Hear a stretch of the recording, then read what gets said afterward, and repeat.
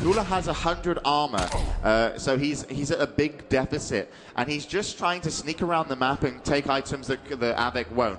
Now this is an interesting, Av3k just got red, and Cooller heard it, and he's moved in for the mega. He's got mega and the yellow. I don't think Av3k knows how strong Cooller is, and that was a really good move from Cooller, but also a good decision from Av3k to get out. But there you go, Av3k just put down a lot of damage onto Cooller, and he's definitely back in control of the map. If he gets the red armor, that's you know, going to secure him potentially the next frag. We'll have to see.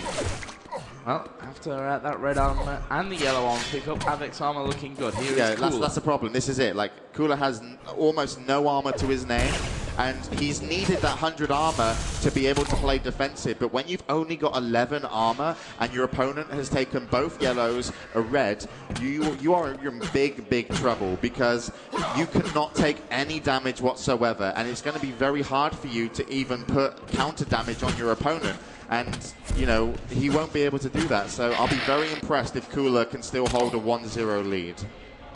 Currently, Av3k just picking up all of those armors available to him, and even though he doesn't really need them at the moment because his armor stack is so high, he's denying them from Cooller, which is a huge thing. This mega health will be next in play. Av3k firing off the rocket, and he will return through that teleporter Cooller to just pick took it up. red.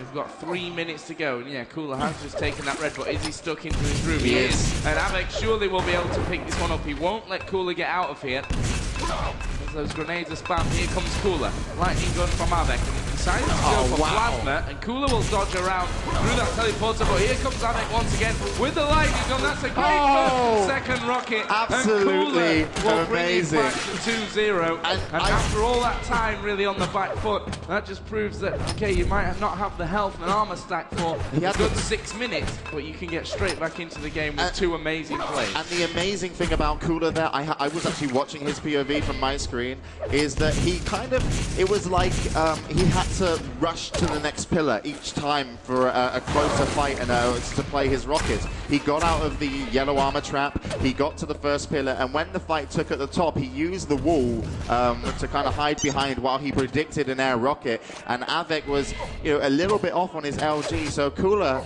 you know, he's just playing phenomenally right now to bring back a frag there, and he's already done a lot of damage to Av3k in this situation. Av3k does have a higher stack, and this could be Av3k's kill that he really needs, and I'm guessing this will tie it up if Av3k can shut it down, but look at this.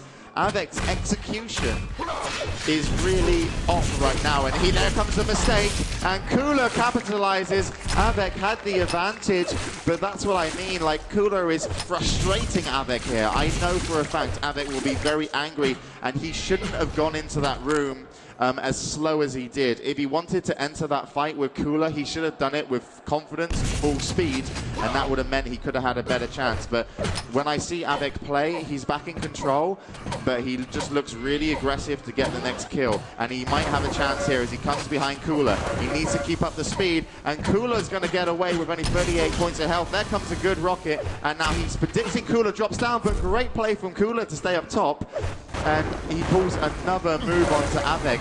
Unlucky for Cooller that the red armor wasn't available. There comes the kill from Av3k. He really did deserve that, though. He chased absolutely amazingly, and I don't know if Cooler's going to be able to keep these two frags. This is a really exciting, intense game here. We've got 1 minute remaining. Av3k 2 frags behind it, of course, leading in terms of health and armor. This should be another frag for Av3k, but Cooller getting actually underneath him as Av3k jumps over, and Av3k is out of rockets, and Cooler's got him down there. He does survive with 40 HP, picks up the frag, and now let's see if Av3k can continue this one. Av3k doesn't know red armor's up, I'm not sure. He's given away mega there, he takes the red, so he knows he's got a very even fight. The only thing he has advantage over, if he wants to get it, is he has a railgun and his opponent doesn't.